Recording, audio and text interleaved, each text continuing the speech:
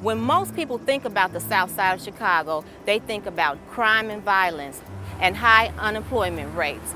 But there's another story emerging.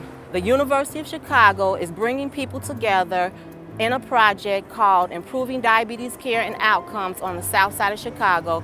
Here's our story. I used to be really intimidated by talking to the doctors. If you're poor or don't have insurance, don't really feel as empowered to control your diabetes, then the kinds of quality of communications you have with your doctor is going to be completely different. If we're going to improve the outcomes of patients, we need to address each of the major factors that confront patients and doctors and nurses in the community.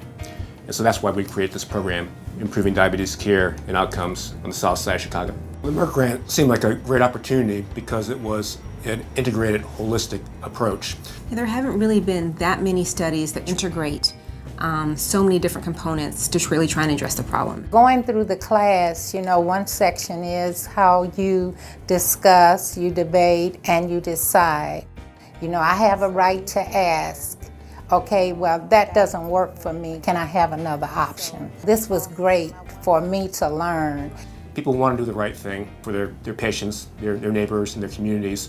And it ranges from the businesses we work with, community-based organizations, the various health centers and clinics in the community.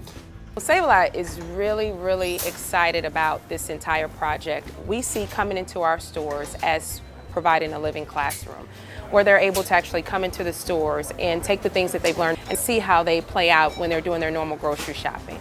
The more variety of fruits and vegetable colors, the more different vitamins and minerals that we'll have. And we're looking forward to the relationship over the next few years as the University of Chicago kind of expands that program. Improving Diabetes Care and Outcomes for the South Side of Chicago approached the Clio Center about partnering because we're able to connect the parents with that organization to make sure that the word is getting out.